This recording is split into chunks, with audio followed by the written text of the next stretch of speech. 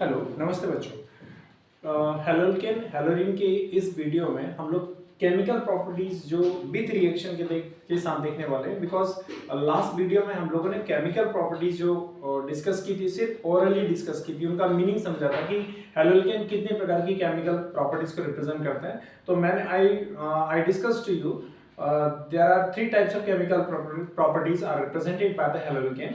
पहली थी nucleophilic substitution reaction, elimination reaction, और थर्ड थी आपकी रिएक्शन विद मेटल्स। तो इनको हम लोगों ने सिर्फ समझा था, ऑरली कोई रिएक्शन नहीं देखी थी। यहाँ पर आप लोग एक्चुअल रिएक्शन के साथ अपन बात करने वाले हैं। तो पहले बेटे केमिकल प्रॉपर्टीज ऑफ हेलोल्केन में पहली प्रॉपर्टी होती है न्यूक्लियोफिलिक सब्स्टिट्यूशन रिएक्शन, दूसरी होगी एलिमिनेशन रिएक्शन, तीसरी होगी रिएक्शन विद मेटल्स। तो न्यूक्लियोफिलिक सब्स्टिट्यूशन रिएक्शन में क्या होता है, मैं आपको डिस्कस कर चुका हूँ, लास्ट वीडियो देखिएगा बेटा अगर किसी ने अगर वो मिस कर दिया हो। तो न्यूक्लियोफिलिक सब्स्टिट्यूशन रिएक्शन दो प्रकार के होते हैं, SN1 reaction, SN2 reaction. SN1 reaction का फुल फॉर्म होता है unimolecular nucleophilic substitution reaction. SN2 का फुल फॉर्म होता है बायोमॉलिक्यूलर न्यूक्लियोफिलिक सब्स्टिट्यूशन रिएक्शन। तो unimolecular nucleophilic substitution reaction SN1 के अंदर क्या होता है, ये स्टेप 2 में होती है और ये सिंगल स्टेप में होती है। SN1 रिएक्शन दो स्टेप में, SN2 रिएक्शन डबल स्टेप में होती है। तो यूनिमॉलिक्यूलर न्यूक्लियोफिलिक सब्स्टिट्यूशन रिएक्शन में यूनि क्यों बोला, क्योंकि इसमें एक मॉलिक्यूल पार्टिसिपेट करेगा लेकिन दो स्टेप में होगी।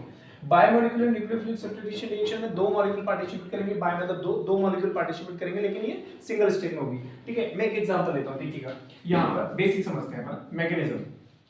यहाँ पर एल्काइल हैलाइड जो होना है बेटा, स्टेप फर्स्ट की मैं बात करूंगा ना, स्टेप फर्स्ट में एल्काइल हैलाइड में हैलोजन की इलेक्ट्रोनेगेटिविटी काफी ज्यादा होती है, ये पेयर को अट्रैक्ट करेगा। तो यहाँ पर क्या होता है, ये रिएक्शन शुरू होती है और यहाँ पर ये बॉन्ड जो है हाइड्रोलिटिक बॉन्ड फिजर होगा। हाइड्रोलिटिक बॉन्ड फिजर होने की वजह से इसका इलेक्ट्रॉन ये लेके चला गया, तो यहाँ पर कार्बन के ऊपर एल्काइल रेडिकल के कार्बन पर प्लस चार्ज और हैलोजन के ऊपर परमानेंट माइनस चार्ज क्रिएट हो जाएगा। इसके कार्बोकैटायन कहते हैं, इसको क्या बोलेंगे, कार्बोकैटायन।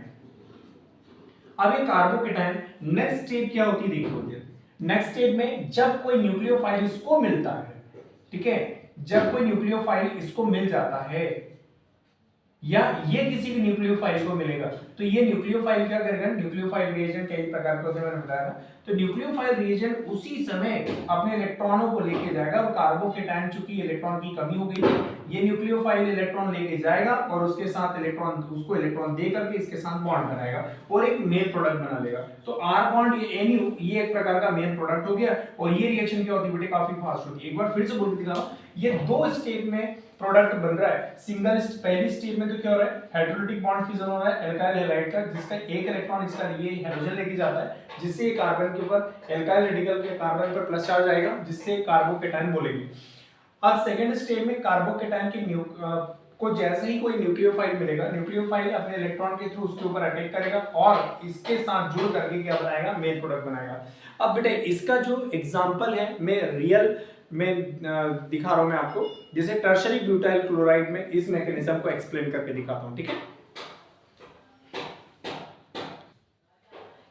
देखिए बच्चों, अब यहां पर देखिए ये मैंने लिया टर्शरी ब्यूटाइल ब्रोमाइड। ये टर्शरी इसलिए बोला मैंने क्योंकि ये ब्रोमाइड के कार्बन से 3 रेडिकल जुड़े हुए हैं, तो टर्शरी 4 कार्बन है टोटल ओवरऑल, तो ब्यूटाइल और ये Br को ब्रोमाइड। तो टर्शरी मतलब ब्रोमाइड के कार्बन से 3 R जुड़े हुए हैं, टोटल ओवरऑल 4 कार्बन है, तो इसलिए ब्यूटाइल और Br bromide.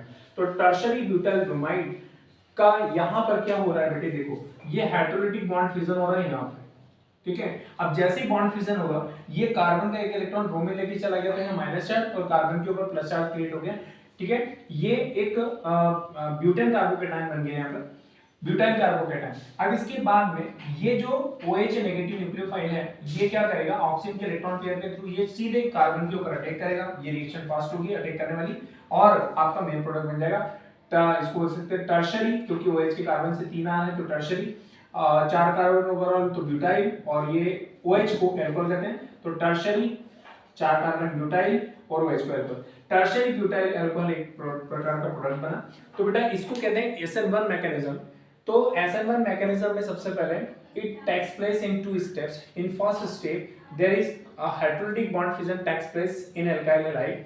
It is the slow step, it is this is the slow reaction and a carbocation is formed. And in the second step the nucleophile reagent attacks on the carbon carbocation by which the main product is formed.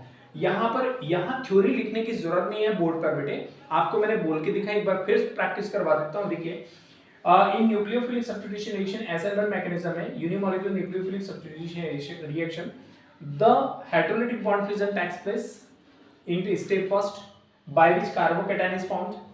In second step, the nucleophile reagent attacks on carbocation to form a main product, and this is the fast process, fast reaction. तो बेटा ये unimolecular nucleophilic substitution reaction का mechanism बताया, with reaction बताया, आप इसका screenshot ले सकते हैं। Thank you.